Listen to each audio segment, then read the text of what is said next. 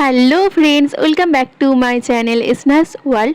তো আমাদের যেহেতু নতুন বিয়ে হয়েছে আর বাঙালির নিয়মেই আছে যে বিয়ে হওয়ার পরে একটা দুধকুর পাঠাতে হয়, তো সেই হিসাবে আমরা আমাদের পাশের বাড়িতে একজনকে দুধকুর করেছিলাম।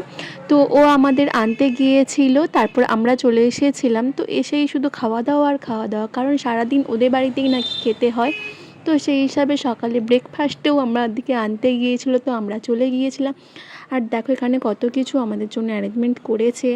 একদিকে মিষ্টি ছিল, রসগোল্লা, পান্তুয়া, বেগুনি, সিঙ্গাড়া, পাঁপড়, আলু ভাজা সব দিয়ে আমরা একদম খেতে শুরু করে দিলাম। আর দেখে আমার এখনও জিভে জল চলে আসছে একটু মুড়ি মাখানো দেখে।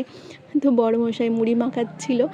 আর দেখো আমরা শুধু দুজনে যাই না, আমরা সাথে সাথে আমার ননদ, আমার দেওর সবাইকে নিয়ে গিয়েছিলাম। তো সবাই মিলে গল্প করতে করতে খাচ্ছিলাম। যার না খাওয়ানোর ইচ্ছা হচ্ছে ওরকমই করবে।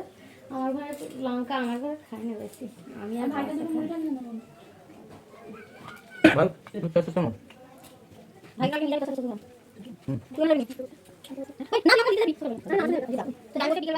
সকালে খাওয়া দাওয়ার পরে আমাদের দুপুরে এখানেই বলেছিল, কিন্তু যেহেতু আমাদের অন্য জায়গায় এক জায়গায় ইনভাইট ছিল, তো আমরা সেটা রাতে ট্রান্সফার করে আমরা রাত্রে এসেছিলাম খেতে।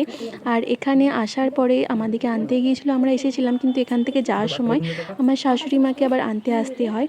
তো আমার শাশুমা আবার আনতে চলে এসেছিল, তারপর আমরা বাড়ি গেলাম। ছেলে বউকে আনতে এসছি আগে বললি আসবে আবার যাবে আমাদের বাড়ি। এখন যাবে না, দাঁড়া এখন বসো।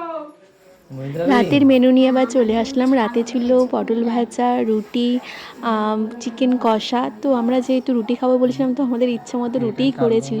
তো দেখা হচ্ছে নেক্সট ব্লগে, ততক্ষণ সবাই ভালো থেকো, টাটা অল।